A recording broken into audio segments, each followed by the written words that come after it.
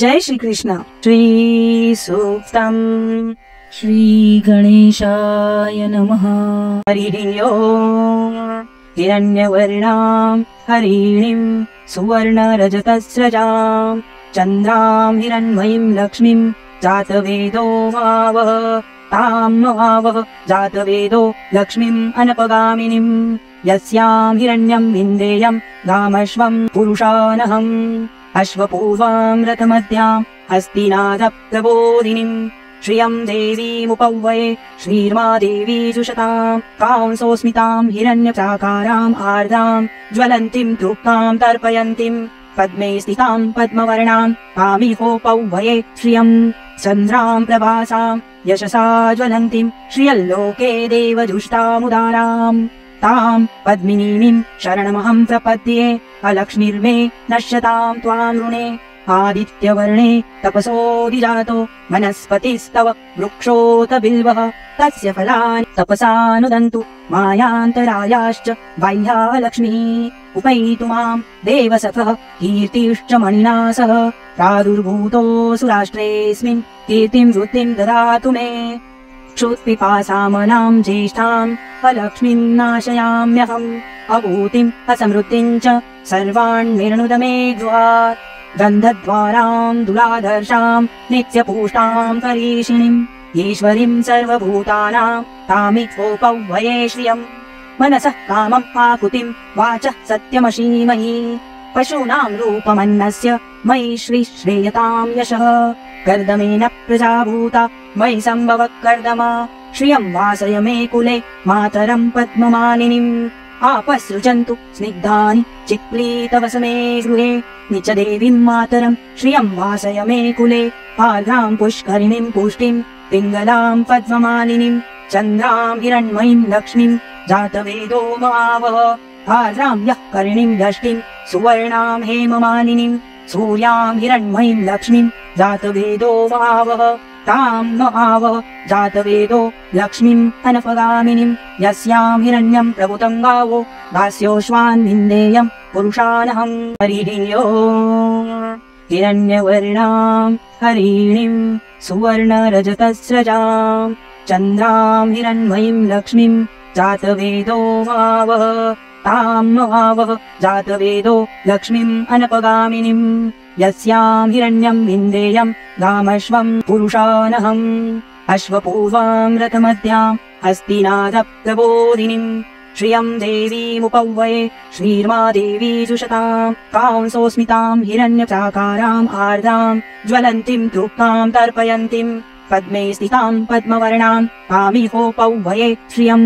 चन्द्रां प्रभासां यशसा ज्वलन्तीं श्रियल्लोके देवजुष्टामुदाराम् तां पद्मिनीं शरणमहं प्रपद्ये अलक्ष्मीर्मे नश्यतां त्वां ऋणे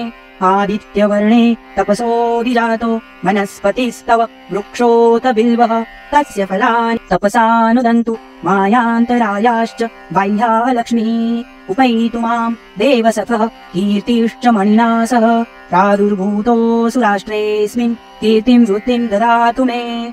क्षुत्पिपासामनां ज्येष्ठाम् अलक्ष्मीं नाशयाम्यहम् अभूतिम् असमृद्धिं च सर्वान् निर्णुद मे गृहात् गन्धद्वारां दुलाधर्षां नित्यपुष्टां करीषिणीम् ईश्वरीं सर्वभूतानां तामित्वोपौवये श्रियम् मनसः कामम् आकुतिं वाचः सत्यमशीमहि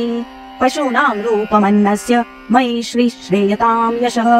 कर्दमेन प्रजाभूता मयि सम्भवः कर्दमा श्रियं वासय मे कुले मातरं पद्ममालिनीम् आपसृजन्तु स्निग्धानि चिक्लीतवस मे गृहे निच देवीं मातरं श्रियं वासय मे कुले आर्द्रां पुष्करिणीं पुष्टिं पिङ्गलां पद्ममालिनीं चन्द्रां हिरण्मयीं लक्ष्मीं जातवेदो मावः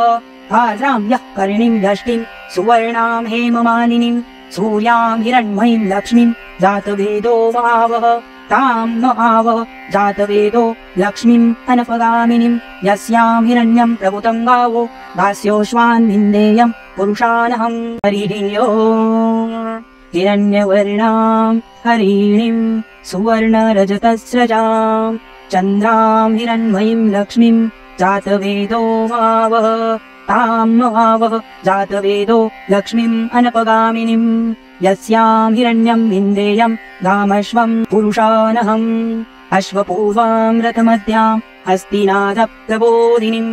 श्रियम् देवीमुपौवये श्रीर्मा देवी जुषताम् कांसोऽस्मिताम् हिरण्यप्राकाराम् आर्द्राम् ज्वलन्तीम् तृप्ताम् तर्पयन्तीम् पद्मे स्थिताम् पद्मवर्णाम् कामिहोपौवये श्रियम् चन्द्राम् प्रभासाम् यशसा ज्वलन्तीम् श्रियल्लोके देवजुष्टामुदाराम् ताम् पद्मिनीमिम् शरणमहम् प्रपद्ये अलक्ष्मीर्मे नश्यताम् त्वाम् ऋणे आदित्यवर्णे तपसोऽधिजातो वनस्पतिस्तव वृक्षोऽत बिल्वः तस्य फलानि तपसानुदन्तु मायान्तरायाश्च बाह्या लक्ष्मीः उपैतु माम् देवसखः कीर्तिश्च मणिना सह प्रादुर्भूतोऽसुराष्ट्रेऽस्मिन् कीर्तिम् वृत्तिम् ददातु मे क्षुत्पिपासामनाम् ज्येष्ठाम् अलक्ष्मीम् नाशयाम्यहम् अभूतिम् असमृद्धिम् च सर्वाण्निर्णुद मे गृहात् गन्धद्वाराम् दुलाधर्षाम् नित्यपुष्टाम् करीषिणीम् ईश्वरीम् सर्वभूतानाम् तामित्वोपौवये श्रियम् मनसः कामम् आकुतिम् वाचः सत्यमशीमहि पशूनाम् रूपमन्नस्य मयि श्रेयताम् यशः कर्दमेन प्रजाभूता मयि सम्भव कर्दमा श्रियम् वासय मे कुले मातरम् पद्ममालिनीम् आपसृजन्तु स्निग्धानि चिक्लीतवसमे गृहे निच देवीम् मातरम् श्रियम् वासय मे कुले आर्द्राम् पुष्करिणीम् पुष्टिम् पिङ्गलाम् पद्ममालिनीम् चन्द्राम् हिरण्मयीम् लक्ष्मीम् जातवेदो मावह आर्द्राम् यः करिणीम् यष्टिम् सुवर्णाम् हेममालिनीम् सूर्याम् हिरण्मयीम् लक्ष्मीम् जातवेदो मावह ताम् न आवह जातवेदो लक्ष्मीम् अनपगामिनीम् यस्याम् हिरण्यम् प्रभुतम् गावो दास्योऽश्वान् विन्देयम् पुरुषानहम् हरिणो हिरण्यवर्णाम् हरिणीम् सुवर्णरजतस्रजाम् चन्द्राम् हिरण्मयीम् लक्ष्मीम् जातवेदो मावह ताम् न आवह जातवेदो लक्ष्मीम् अनपगामिनीम् यस्याम् हिरण्यम् विन्देयम् गामश्वम् पुरुषानहम् अश्वपूर्वाम् रथमध्याम् हस्तिनादप्रबोधिनीम् श्रियम् देवीमुपौवये श्रीर्मा देवी जुषताम् कांसोऽस्मिताम् हिरण्यप्राकाराम् आर्द्राम् ज्वलन्तीम् तृप्ताम् तर्पयन्तीम् पद्मे स्थिताम् पद्मवर्णाम् कामिहोपौवये श्रियम् चन्द्राम् प्रभासाम् यशसा ज्वलन्तीम् श्रियल्लोके देवजुष्टामुदाराम् ताम् पद्मिनीमिम् शरणमहम् प्रपद्ये अलक्ष्मीर्मे नश्यताम् त्वाम् ऋणे आदित्यवर्णे तपसोऽधिजातो वनस्पतिस्तव वृक्षोऽत बिल्वः तस्य फलानि तपसानुदन्तु मायान्तरायाश्च बाह्या लक्ष्मीः उपैतु माम् देवसखः कीर्तिश्च मणिना सह प्रादुर्भूतोऽसुराष्ट्रेऽस्मिन् कीर्तिम् वृत्तिम् ददातु मे क्षुत्पिपासामनाम् ज्येष्ठाम् अलक्ष्मीम् नाशयाम्यहम् अभूतिम् असमृद्धिम् च सर्वाण्निर्णुद मे गृहात् गन्धद्वाराम् दुलाधर्षाम् नित्यपुष्टाम् करीषिणीम् ईश्वरीम् सर्वभूतानाम् तामित्वोपौवये श्रियम्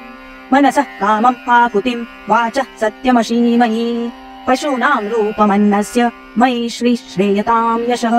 कर्दमेन प्रजाभूता मयि सम्भव कर्दमा श्रियम् वासय मे कुले मातरम् पद्ममालिनीम् आपसृजन्तु स्निग्धानि चिक्लीतवसमे गृहे निच देवीम् मातरम् श्रियम् वासय मे कुले आर्द्राम् पुष्करिणीम् पुष्टिम् पिङ्गलाम् पद्ममालिनीम् चन्द्राम् हिरण्मयीम् लक्ष्मीम् जातवेदो मावह आर्द्राम् यः करिणीम् यष्टिम् सुवर्णाम् हेममालिनीम् सूर्याम् हिरण्मयीम् लक्ष्मीम् जातवेदो मावह ताम् न आवह जातवेदो लक्ष्मीम् अनपगामिनीम् यस्याम् हिरण्यम् प्रभुतम् गावो दास्योऽश्वान् विन्देयम् पुरुषानहम् हरिणो हिरण्यवर्णाम् हरिणीम् सुवर्णरजतस्रजाम् चन्द्राम् हिरण्मयीम् लक्ष्मीम् जातवेदो मावह ताम् न आवह जातवेदो लक्ष्मीम् अनपगामिनीम् यस्याम् हिरण्यम् विन्देयम् गामश्वम् पुरुषानहम् अश्वपूर्वाम् रथमध्याम् हस्तिनादप्रबोधिनीम्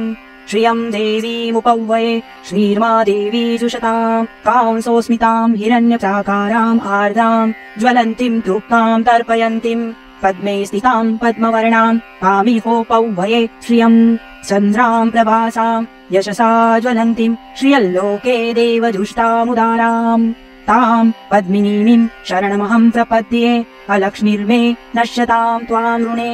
आदित्यवर्णे तपसोऽधिजातो वनस्पतिस्तव वृक्षोत बिल्वः तस्य फलानि तपसानुदन्तु मायान्तरायाश्च बाह्या लक्ष्मीः उपैतु माम् देवसखः कीर्तिश्च मणिना सह प्रादुर्भूतोऽसु राष्ट्रेऽस्मिन् कीर्तिम् वृत्तिम् ददातु मे क्षुत्पिपासामनाम् ज्येष्ठाम् अलक्ष्मीम् नाशयाम्यहम् अभूतिम् असमृद्धिम् च सर्वाण्निर्णुद मे गृहात् गन्धद्वाराम् दुलाधर्षाम् नित्यपूष्टाम् करीषिणीम् ईश्वरीम् सर्वभूतानाम् तामिहोपौवये श्रियम् मनसः कामम् आकुतिम् वाचः सत्यमशीमयि पशूनाम् रूपमन्नस्य मयि श्रीयताम् यशः कर्दमेन प्रजाभूता मयि सम्भवः कर्दमा श्रियम् वासय मे कुले मातरम् पद्ममालिनीम् आपसृजन्तु स्निग्धानि चिक्लीतवसमे गृहे निच देवीम् मातरम् श्रियम् वासय मे कुले आर्द्राम् पुष्करिणीम् पुष्टिम् पिङ्गलाम् पद्ममालिनीम् चन्द्राम् हिरण्मयीम् लक्ष्मीम् जातवेदो मावः आर्द्राम् यः करिणीम् यष्टिम् सुवर्णाम् हेममालिनीम् सूर्याम् हिरण्मयीम् लक्ष्मीम् जातवेदो मावः ताम् न आवः जातवेदो लक्ष्मीम् अनपगामिनीम् यस्याम् हिरण्यम् प्रभुतम् गावो दास्योऽश्वान् विन्देयम् पुरुषानहम् हरिः ओम् हिरण्यवर्णाम् हरिणीम् सुवर्णरजतस्रजाम् चन्द्राम् हिरण्मयीम् लक्ष्मीम् जातवेदो मावः ताम् न आवः जातवेदो लक्ष्मीम् अनपगामिनीम् यस्याम् हिरण्यम् विन्देयम् गामश्वम् पुरुषानहम् अश्वपूर्वाम् रथमध्याम् हस्तिनादप्रबोधिनीम् श्रियम् देवीमुपौवये श्रीर्मा देवी जुषताम् कांसोऽस्मिताम् हिरण्यप्राकाराम् आर्द्राम् ज्वलन्तीम् तृप्ताम् तर्पयन्तीम् पद्मे स्थिताम् पद्मवर्णाम् कामिहोपौवये श्रियम् चन्द्राम् प्रभासाम् यशसा ज्वलन्तीम् श्रियल्लोके देवजुष्टामुदाराम् ताम् पद्मिनीम् शरणमहम् प्रपद्ये अलक्ष्मीर्मे नश्यताम् त्वाम् ऋणे आदित्यवर्णे तपसोऽधिजातो वनस्पतिस्तव वृक्षोत बिल्वः तस्य फलानि तपसानुदन्तु मायान्तरायाश्च बाह्या लक्ष्मीः उपैतु माम् देवसखः कीर्तिश्च मणिना सह प्रादुर्भूतोऽसु राष्ट्रेऽस्मिन् कीर्तिम् वृत्तिम् ददातु मे क्षुत्पिपासामनाम् ज्येष्ठाम् अलक्ष्मीम् नाशयाम्यहम् अभूतिम् असमृद्धिम् च सर्वाण्निर्णुद मे गृहात् गन्धद्वाराम् दुलाधर्षाम् नित्यपूष्टाम् करीषिणीम् ईश्वरीम् सर्वभूतानाम् तामिहोपौवये श्रियम् मनसः कामम् आकुतिम् वाचः सत्यमशीमयि पशूनाम् रूपमन्नस्य मयि श्रीयताम् यशः कर्दमेन प्रजाभूता मयि सम्भवः कर्दमा श्रियम् वासय मे कुले मातरम् पद्ममालिनीम् आपसृजन्तु स्निग्धानि चिक्लीतवसमे गृहे निच देवीम् मातरम् श्रियम् वासय मे कुले आर्द्राम् पुष्करिणीम् पुष्टिम् पिङ्गलाम् पद्ममालिनीम् चन्द्राम् हिरण्मयीम् लक्ष्मीम् जातवेदो मावः आर्द्राम् यः करिणीम् यष्टिम् सुवर्णाम् हेममालिनीम् सूर्याम् हिरण्मयीम् लक्ष्मीम् जातवेदो मावः ताम् न आवः जातवेदो लक्ष्मीम् अनपगामिनीम् यस्याम् हिरण्यम् प्रभुतम् गावो दास्योऽश्वान् विन्देयम् पुरुषानहम् हरिः ओम् हिरण्यवर्णाम् हरिणीम् सुवर्णरजतस्रजाम् चन्द्राम् हिरण्मयीम् लक्ष्मीम् जातवेदो मावः ताम् न आवः जातवेदो लक्ष्मीम् अनपगामिनीम् यस्याम् हिरण्यम् विन्देयम् गामश्वम् पुरुषानहम् अश्वपूर्वाम् रथमध्याम् हस्तिनादप्रबोधिनीम् श्रियम् देवीमुपौवये श्रीर्मा देवी जुषताम् कांसोऽस्मिताम् हिरण्यप्राकाराम् आर्द्राम् ज्वलन्तीम् तृप्ताम् तर्पयन्तीम् पद्मे स्थिताम् पद्मवर्णाम् कामिहोपौवये श्रियम् चन्द्राम् प्रभासाम् यशसा ज्वलन्तीम् श्रियल्लोके देवजुष्टामुदाराम् ताम् पद्मिनीमिं शरणमहं प्रपद्ये अलक्ष्मीर्मे नश्यतां त्वां ऋणे आदित्यवर्णे तपसोऽधिजातो वनस्पतिस्तव वृक्षोऽत बिल्वः तस्य फलानि तपसानुदन्तु मायान्तरायाश्च बाह्या लक्ष्मीः उपैतु मां देवसखः कीर्तिश्च मणिना सह प्रादुर्भूतोऽसुराष्ट्रेऽस्मिन् कीर्तिं वृत्तिं ददातु मे क्षुत्पिपासामनां ज्येष्ठाम् अलक्ष्मीं नाशयाम्यहम् अभूतिम् असमृद्धिम् च सर्वान् निर्णुद मे गृहात् गन्धद्वारां दुलाधर्षां नित्यपूष्टां करीषिणीम् ईश्वरीं सर्वभूतानां तामित्वोपह्वये श्रियम् मनसः कामम् आकुतिम् वाचः सत्यमशीमहि पशूनां रूपमन्नस्य मयि श्रीश्रेयतां यशः कर्दमेन प्रजाभूता मयि सम्भव कर्दमा श्रियं वासय मे कुले मातरं पद्ममालिनीम्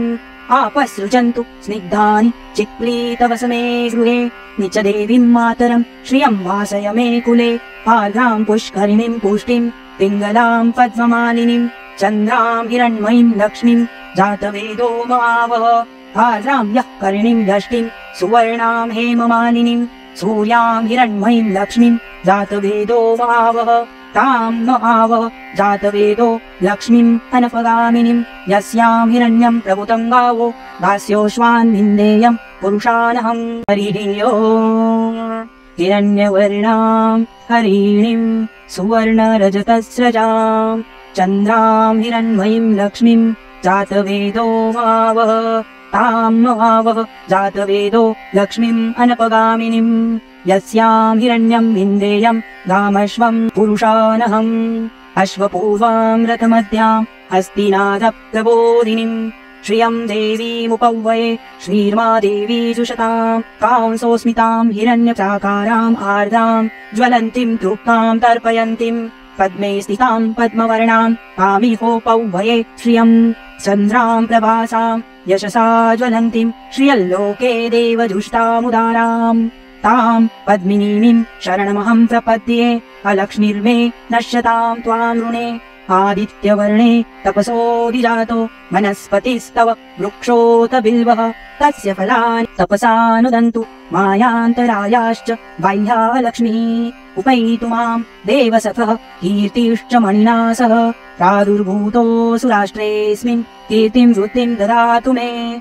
क्षुत्पिपासामनां ज्येष्ठाम् अलक्ष्मीं नाशयाम्यहम् अभूतिम् असमृद्धिम् च सर्वान् निर्णुद मे गृहात् गन्धद्वारां दुलाधर्षां नित्यपूष्टां करीषिणीम् ईश्वरीं सर्वभूतानां तामित्वोपह्वये श्रियम् मनसः कामम् आकुतिम् वाचः सत्यमशीमहि पशूनां रूपमन्नस्य मयि श्रीश्रेयतां यशः कर्दमेन प्रजाभूता मयि सम्भव कर्दमा श्रियं वासय मे कुले मातरं पद्ममालिनीम् आपसृजन्तु स्निग्धानि चिक्लीतवसमे गृहे निच देवीं मातरं श्रियं वासय मे कुले आर्द्रां पुष्करिणीं पुष्टिं पिङ्गलां पद्ममालिनीं चन्द्रां हिरण्मयीं लक्ष्मीं जातवेदो मावः आर्द्रां यः करिणीं यष्टिं सुवर्णां हेममालिनीं सूर्यां हिरण्मयीं लक्ष्मीं जातवेदो मावः तां न आवः जातवेदो लक्ष्मीम् अनपगामिनीं यस्यां हिरण्यं प्रभुतं गावो दास्योऽश्वान् विन्देयं पुरुषानहम् हरिः ओम् हिरण्यवर्णां हरिणीं सुवर्णरजतस्रजां चन्द्रां हिरण्मयीं लक्ष्मीं जातवेदो मावः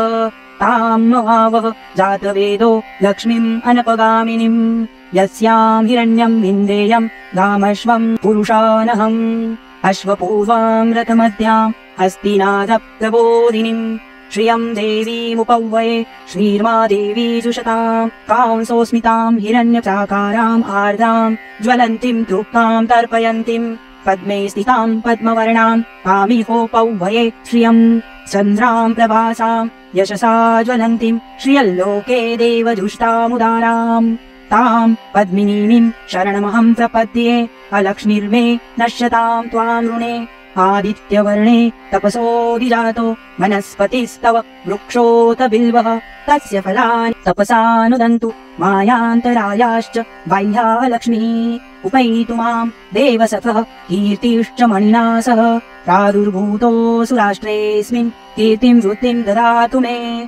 क्षुत्पिपासामनाम् ज्येष्ठाम् अलक्ष्मीम् नाशयाम्यहम् अभूतिम् असमृद्धिम् च सर्वाण्निर्णुद मे गृहात् गन्धद्वाराम् दुराधर्षाम् नित्यपुष्टाम् करीषिणीम् ईश्वरीम् सर्वभूतानाम् तामित्वोपव्वये श्रियम् मनसः कामम् आकुतिम् वाचः सत्यमशीमहि पशूनाम् रूपमन्नस्य मयि श्रीयताम् यशः कर्दमेन प्रजाभूता मयि सम्भवः कर्दमा श्रियम् वासय मे कुले मातरम् पद्ममालिनीम् आपसृजन्तु स्निग्धानि चिक्लीतवसमे गृहे निच देवीम् मातरम् श्रियम् वासय मे कुले आर्द्राम् पुष्करिणीम् पुष्टिम् पिङ्गलाम् पद्ममालिनीम् चन्द्राम् हिरण्मयीम् लक्ष्मीम् जातवेदो मावः आर्द्राम् यः करिणीम् यष्टिम् सुवर्णाम् हेममालिनीम् सूर्याम् हिरण्मयीम् लक्ष्मीम् जातवेदो मावः ताम् न आवः जातवेदो लक्ष्मीम् अनपगामिनीम् यस्याम् हिरण्यम् प्रभुतम् गावो दास्योऽश्वान् विन्देयम् पुरुषानहम् हरिः ओम् हिरण्यवर्णाम् हरिणीम् सुवर्णरजतस्रजाम् चन्द्राम् हिरण्मयीम् लक्ष्मीम् जातवेदो मावः ताम् न आवः जातवेदो लक्ष्मीम् अनपगामिनीम् यस्याम् हिरण्यम् विन्देयम् गामश्वम् पुरुषानहम् अश्वपूर्वाम् रथमध्याम् हस्तिनाथप्रबोधिनीम् श्रियम् देवीमुपव्वये श्रीर्मा देवी जुषताम् कांसोऽस्मिताम् हिरण्यप्राकाराम् आर्द्राम् ज्वलन्तीम् तृप्ताम् तर्पयन्तीम् पद्मे स्थिताम् पद्मवर्णाम् कामिहोपव्वये श्रियम् चन्द्राम् प्रभासाम् यशसा ज्वलन्तीम् श्रियल्लोके देवजुष्टामुदाराम् ताम् पद्मिनीम् शरणमहम् प्रपद्ये अलक्ष्मीर्मे नश्यताम् त्वाम् ऋणे आदित्यवर्णे तपसोऽधिजातो वनस्पतिस्तव वृक्षोत बिल्वः तस्य फलानि तपसानुदन्तु मायान्तरायाश्च बाह्या लक्ष्मीः उपैतु माम् देवसखः कीर्तिश्च मणिना सह प्रादुर्भूतोऽसुराष्ट्रेऽस्मिन् कीर्तिम् वृत्तिम् ददातु मे क्षुत्पिपासामनाम् ज्येष्ठाम् अलक्ष्मीम् नाशयाम्यहम् अभूतिम् असमृद्धिम् च सर्वाण्निर्णुद मे गृहात् गन्धद्वाराम् दुराधर्षाम् नित्यपुष्टाम् करीषिणीम् ईश्वरीम् सर्वभूतानाम् तामित्वोपव्वये श्रियम् मनसः कामम् आकुतिम् वाचः सत्यमशीमहि पशूनाम् रूपमन्नस्य मयि श्रीयताम् यशः कर्दमेन प्रजाभूता मयि सम्भवः कर्दमा श्रियम् वासय मे कुले मातरम् पद्ममालिनीम् आपसृजन्तु स्निग्धानि चिक्लीतवसमे गृहे निच देवीम् मातरम् श्रियम् वासय मे कुले आर्द्राम् पुष्करिणीम् पुष्टिम् पिङ्गलाम् पद्ममालिनीम् चन्द्राम् हिरण्मयीम् लक्ष्मीम् जातवेदो मावः आर्द्राम् यः करिणीम् यष्टिम् सुवर्णाम् हेममालिनीम् सूर्याम् हिरण्मयीम् लक्ष्मीम् जातवेदो मावः ताम् न आवः जातवेदो लक्ष्मीम् अनपगामिनीम् यस्याम् हिरण्यम् प्रभुतम् गावो दास्योऽश्वान् विन्देयम् पुरुषानहम् हरिः ओम् हिरण्यवर्णाम् हरिणीम् सुवर्णरजतस्रजाम् चन्द्राम् हिरण्मयीम् लक्ष्मीम् जातवेदो मावः ताम् न आवः जातवेदो लक्ष्मीम् अनपगामिनीम्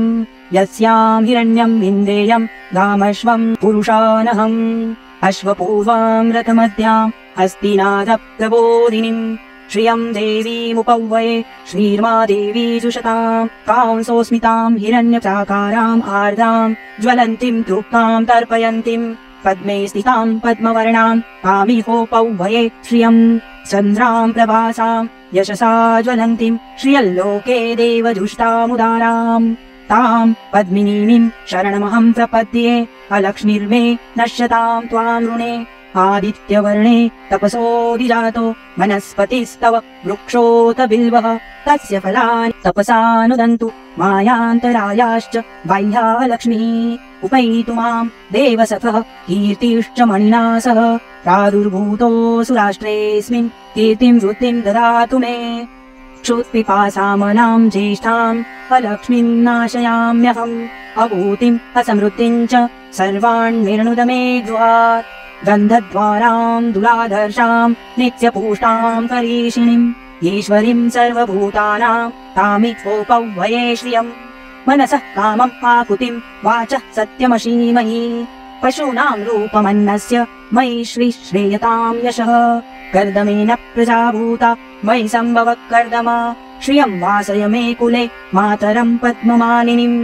आपसृजन्तु स्निग्धानि चिक्लीतवसमे गृहे निच देवीं मातरं श्रियं वासय मे कुले आर्द्रां पुष्करिणीं पुष्टिं पिङ्गलां पद्ममालिनीं चन्द्रां हिरण्मयीं लक्ष्मीं जातवेदो मावः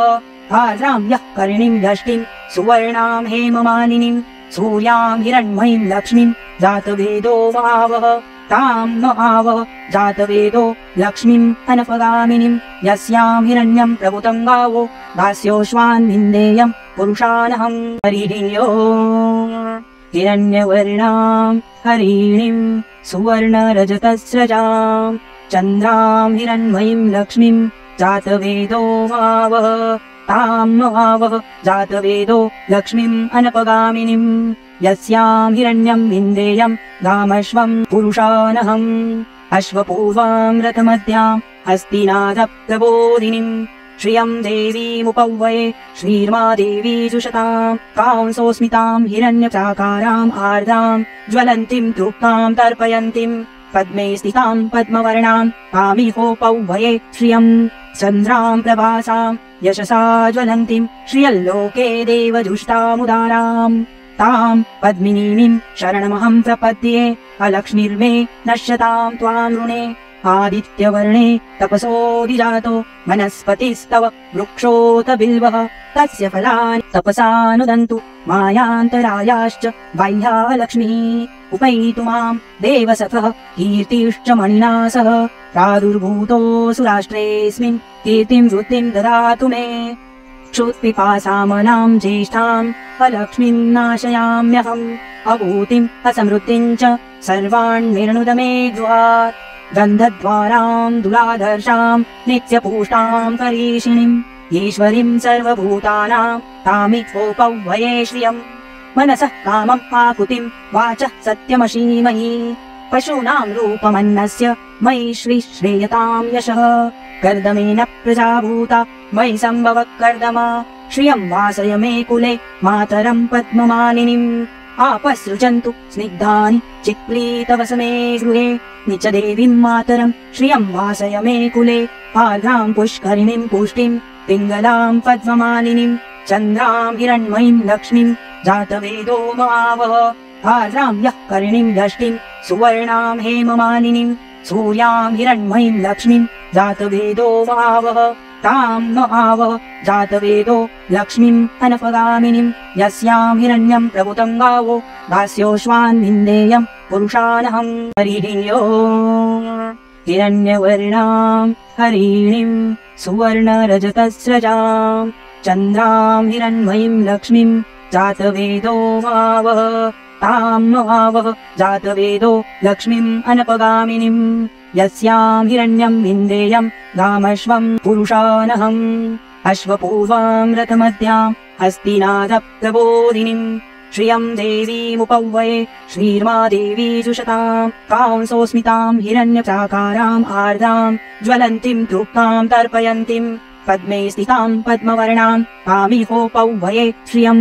चन्द्रां प्रभासां यशसा ज्वलन्तीं श्रियल्लोके देवजुष्टामुदाराम् तां पद्मिनीं शरणमहं प्रपद्ये अलक्ष्मीर्मे नश्यतां त्वां ऋणे आदित्यवर्णे तपसोऽधिजातो वनस्पतिस्तव वृक्षोत बिल्वः तस्य फलानि तपसानुदन्तु मायान्तरायाश्च बाह्या लक्ष्मीः उपैतु मां देवसखः कीर्तिश्च मणिना सह प्रादुर्भूतोऽसुराष्ट्रेऽस्मिन् कीर्तिं वृद्धिं ददातु मे क्षुत्पिपासामनां ज्येष्ठाम् अलक्ष्मीं नाशयाम्यहम् अभूतिम् असमृद्धिं च सर्वाण्निर्णुद मे गृहात् गन्धद्वारां दुलाधर्षां नित्यपुष्टां करीषिणीम् ईश्वरीं सर्वभूतानां तामित्वोपव्वये श्रियम् मनसः कामम् आकुतिं वाचः सत्यमशीमयि पशूनां रूपमन्नस्य मयि श्री श्रेयतां यशः कर्दमेन प्रजाभूता मयि सम्भव कर्दमा श्रियं वासय मे कुले मातरं पद्ममालिनीम् आपसृजन्तु स्निग्धानि चिक्लीतवसमे गृहे निच देवीं मातरं श्रियं वासय मे कुले पार्द्रां पुष्करिणीं पुष्टिं पिङ्गलां पद्ममालिनीं चन्द्रां हिरण्मयीं लक्ष्मीं जातवेदो मावः पार्द्रां यः करिणीं यष्टिं सुवर्णां हेममालिनीं सूर्यां हिरण्मयीं लक्ष्मीं जातवेदो मावः तां न आवः जातवेदो लक्ष्मीम् अनपगामिनीं यस्यां हिरण्यं प्रभुतं गावो दास्योश्वान् विन्देयं पुरुषानहं हरिः ओम् हिरण्यवर्णां हरिणीं सुवर्णरजतस्रजां चन्द्रां हिरण्मयीं लक्ष्मीं जातवेदो मावः तां न आवः जातवेदो लक्ष्मीम् अनपगामिनीं यस्यां हिरण्यं विन्देयं गामश्वं पुरुषानहम् अश्वपूर्वां रथमध्यां हस्तिनादप्रबोधिनीं श्रियं देवीमुपौवये श्रीर्मा देवी जुषतां कांसोऽस्मितां हिरण्यप्राकाराम् आर्द्रां ज्वलन्तीं तृप्तां तर्पयन्तीं पद्मे स्थितां पद्मवर्णां कामिहोपौवये श्रियं चन्द्रां प्रभासां यशसा ज्वलन्तीं श्रियल्लोके देवजुष्टामुदाराम् तां पद्मिनीं शरणमहं प्रपद्ये अलक्ष्मीर्मे नश्यतां त्वां ऋणे आदित्यवर्णे तपसोऽधिजातो वनस्पतिस्तव वृक्षोत बिल्वः तस्य फलानि तपसानुदन्तु मायान्तरायाश्च बाह्या लक्ष्मीः उपैतु मां देवसखः कीर्तिश्च मणिना सह प्रादुर्भूतोऽसु राष्ट्रेऽस्मिन् कीर्तिं वृत्तिं ददातु मे क्षुत्पिपासामनां ज्येष्ठाम् अलक्ष्मीं नाशयाम्यहम् अभूतिम् असमृद्धिम् च सर्वान् निर्णुद मे गृहात् गन्धद्वारां दुलाधर्षां नित्यपूष्टां करीषिणीम् ईश्वरीं सर्वभूतानां तामिहोपौवये श्रियम् मनसः कामम् आकुतिं वाचः सत्यमशीमयि पशूनां रूपमन्नस्य मयि श्री श्रेयतां यशः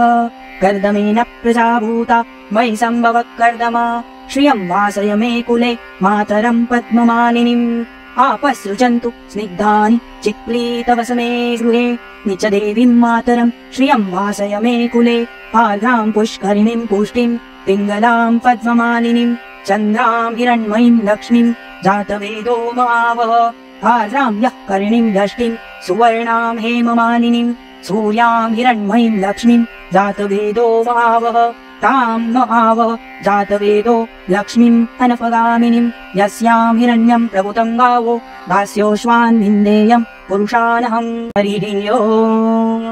हिरण्यवर्णां हरिणीं सुवर्णरजतस्रजां चन्द्रां हिरण्मयीं लक्ष्मीं जातवेदो मावः तां न आवः जातवेदो लक्ष्मीम् अनपगामिनीं यस्यां हिरण्यं विन्देयं गामश्वं पुरुषानहम् अश्वपूर्वां रथमध्यां हस्तिनादप्रबोधिनीं श्रियं देवीमुपौवये श्रीर्मा देवी जुषतां कांसोऽस्मितां हिरण्यप्राकाराम् आर्द्रां ज्वलन्तीं तृप्तां तर्पयन्तीं पद्मे स्थितां पद्मवर्णां कामिहोपौवये श्रियं चन्द्रां प्रभासां यशसा ज्वलन्तीं श्रियल्लोके देवजुष्टामुदाराम् तां पद्मिनीं शरणमहं प्रपद्ये अलक्ष्मीर्मे नश्यतां त्वां ऋणे आदित्यवर्णे तपसोऽधिजातो वनस्पतिस्तव वृक्षोत बिल्वः तस्य फलानि तपसानुदन्तु मायान्तरायाश्च बाह्या लक्ष्मीः उपैतु मां देवसखः कीर्तिश्च मणिना सह प्रादुर्भूतोऽसु राष्ट्रेऽस्मिन् कीर्तिं वृत्तिं ददातु मे क्षुत्पिपासामनां ज्येष्ठाम् अलक्ष्मीं नाशयाम्यहम् अभूतिम् असमृद्धिम् च सर्वान् निर्णुद मे गृहात् गन्धद्वारां दुलाधर्षां नित्यपूष्टां करीषिणीम् ईश्वरीं सर्वभूतानां तामिहोपौवये श्रियम् मनसः कामम् आकुतिं वाचः सत्यमशीमयि पशूनां रूपमन्नस्य मयि श्री श्रेयतां यशः कर्दमेन प्रजाभूता मयि सम्भव कर्दमा श्रियं वासय मे कुले मातरं पद्ममालिनीम् आपसृजन्तु स्निग्धानि चिक्लीतवसमे गृहे निच देवीं मातरं श्रियं वासय मे कुले पार्द्रां पुष्करिणीं पुष्टिं पिङ्गलां पद्ममालिनीं चन्द्रां हिरण्मयीं लक्ष्मीं जातवेदो महावः भाद्रां यः कर्णीं यष्टिं सुवर्णां हेममालिनीं सूर्यां हिरण्मयीं लक्ष्मीं जातवेदो महावः तां महावः जातवेदो लक्ष्मीं अनपगामिनीं यस्यां हिरण्यं प्रभुतं गावो दास्योश्वान् विन्देयं पुरुषानहं हरिः ओम् हिरण्यवर्णां हरिणीं सुवर्णरजतस्रजां चन्द्रां हिरण्मयीं लक्ष्मीं जातवेदो महावः तां महावः जातवेदो लक्ष्मीं अनपगामिनीं यस्यां हिरण्यं विन्देयं गामश्वं पुरुषानहम् अश्वपूर्वां रथमध्यां हस्तिनादप्रबोधिनीं श्रियं देवीमुपौवये श्रीर्मा देवी जुषतां कांसोऽस्मितां हिरण्यप्राकाराम् आर्द्रां ज्वलन्तीं तृप्तां तर्पयन्तीं पद्मे स्थितां पद्मवर्णां कामिहोपौवये श्रियं चन्द्रां प्रभासां यशसा ज्वलन्तीं श्रियल्लोके देवजुष्टामुदाराम् तां पद्मिनीं शरणमहं प्रपद्ये अलक्ष्मीर्मे नश्यतां त्वां ऋणे आदित्यवर्णे तपसोऽधिजातो वनस्पतिस्तव वृक्षोत बिल्वः तस्य फलानि तपसानुदन्तु मायान्तरायाश्च बाह्या लक्ष्मीः उपैतु मां देवसखः कीर्तिश्च मणिना सह प्रादुर्भूतोऽसुराष्ट्रेऽस्मिन् कीर्तिं वृद्धिं ददातु मे क्षुत्पिपासामनां ज्येष्ठाम् अलक्ष्मीं नाशयाम्यहम् अभूतिम् असमृद्धिं च सर्वान् निर्णुद मे गृहात् गन्धद्वारां दुलाधर्षां नित्यपूष्टां करीषिणीम् ईश्वरीं सर्वभूतानां तामित्वोपौवये श्रियम् मनसः कामम् आकुतिं वाचः सत्यमशीमयी पशूनां रूपमन्नस्य मयि श्रीयतां यशः कर्दमेन प्रजाभूता मयि सम्भवः कर्दमा श्रियं वासय मे कुले मातरं पद्ममालिनीम् आपसृजन्तु स्निग्धानि चिक्लीतवस मे गृहे निच देवीं मातरं श्रियं वासय मे कुले आर्द्रां पुष्करिणीं पुष्टिं पिङ्गलां पद्ममालिनीं चन्द्रां हिरण्मयीं लक्ष्मीं जातवेदो महावः आर्द्रां यः कर्णीं यष्टिं सुवर्णां हेममालिनीं सूर्यां हिरण्मयीं लक्ष्मीं जातवेदो महावः तां महावः जातवेदो लक्ष्मीं अनपगामिनीं यस्यां हिरण्यं प्रभुतं गावो दास्योश्वान् विन्देयं पुरुषानहम् फलश्रुति यः शुचिः प्रयतो भूत्वा जुहुयादाचमन्वहं सूक्तं पञ्चदशर्चञ्च श्रीकामः सततं जपेत् पद्मानने पद्म उरु पद्माक्षि पद्मसम्भवे अन्मे भजसि पद्माक्षि येन सौख्यं लभाम्यहम् अश्वदायै गोदायै धनदायै महाधने धनं मे जुषतां देवीं सर्वकामांश्च देहि मे पद्मानने पद्मविपद्मपस्त्रे पद्मप्रिये पद्मदलयसाक्षि विश्वप्रिये विश्वमनोनुकुले तत्पादपद्मं मयि सन्निधत्स्वम् पुत्रपौत्रं धनं धान्यं हस्तेष्व्याधिगवे रथं प्रजानां भवसि माता आयुष्मन्सं करोति मे धनमग्निर्धनं वायुर्धनं सूर्योधनं वसुः धनमिन्द्रो बृहस्पतिर्वरुणं धनमस्तु ते मैनतेय सोमं पिबतु रुद्रः सोमं धनस्य सोमिनो मह्यं ददातु सोमिनः न क्रोधो न च मात्सर्यन् न लोभो नाशुभामति भवन्ति कृतपुण्यानां भक्तानां श्रीसूक्तं जपेत् सरसिजनिलये सरोजहस्ते धवलतरांशुकगन्धमाल्यशोभे भगवति हरिवल्लभे मनोज्ञे त्रिभुवनभूतिकरि प्रसीद मह्यम् विष्णुपत्नीं क्षमां देवीं माधवीं माधवप्रियां लक्ष्मीं प्रियसखीं देवीं नमाम्यच्युतवल्लभां महालक्ष्म्यै च विद्महे विष्णुपत्नी च धीमहि तन्नो लक्ष्मी प्रचोदयात् श्रीवर्चस्वम् आयुष्यम् आरोग्यम् अविधात शोभमानन् महीयते धनं धान्यं पशुं बहुपुत्रलाभं शतसंवत्सरं दीर्घमायुः ॐ शान्ति शान्ति शान्तिः इति श्रीसूक्तं सम्पूर्णम्।